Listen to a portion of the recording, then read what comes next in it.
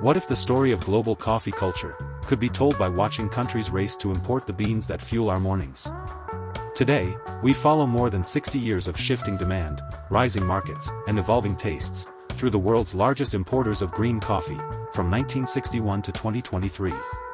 The bars you're about to see represent imports of green, unroasted coffee, measured in tons. This isn't just about trade. It's a measure of consumer demand, roasting capacity, and the economic engines behind global coffee culture. Where imports grow, cafe markets expand, new industries emerge, and new consumer habits take root. Where imports fall, policies shift, tastes change, or new competitors gain ground. Every movement in the animation, every jump, slowdown, or rise, carries meaning. The 1960s open with a stable hierarchy.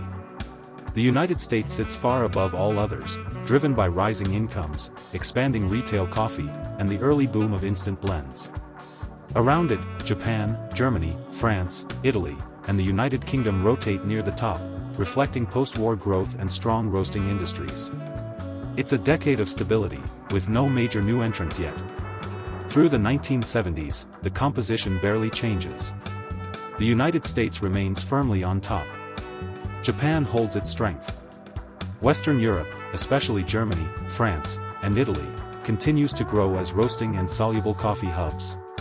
Price shocks shake global markets, but not the ranking order. In the 1980s, Europe's footprint becomes more visible. Germany, France, Italy, Belgium, Netherlands, and the UK expand imports through industrial processing and re-exports. Japan remains strong, though early signs of slowing demand appear. Specialty coffee begins to surface, hinting at shifts to come. By the 1990s, the familiar group still dominates. United States, Germany, France, Italy, Japan, UK, and Canada remain the core importers. Specialty coffee accelerates in the US, and globalization reshapes roasting supply chains. Asia's future growth is visible, but not yet breaking into the top ranks. The 2000s bring the first major newcomer.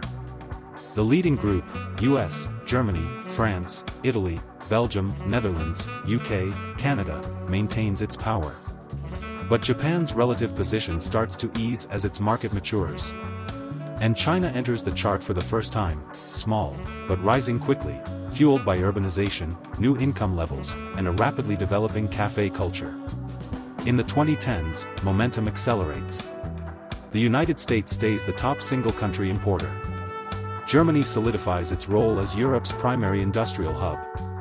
And China becomes the decade standout climber, its bar rising year after year as chains expand and domestic roasting grows.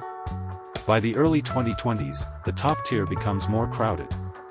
United States, Germany, France, Italy, United Kingdom, Canada, Spain, and China all appear strongly. COVID briefly dents imports in 2020, but demand rebounds quickly, especially through at-home consumption and specialty roasters. Across all 6 decades, a few themes explain almost every rise and fall you're watching.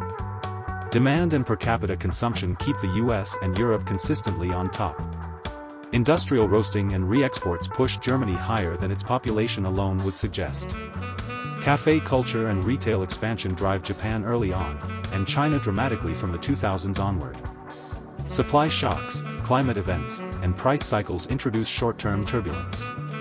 Trade policy and logistics shape the strength of Europe's import and processing hubs.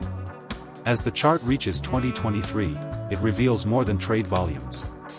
It shows how societies change, how tastes evolve, and how everyday habits reshape global supply chains. Coffee isn't just a beverage.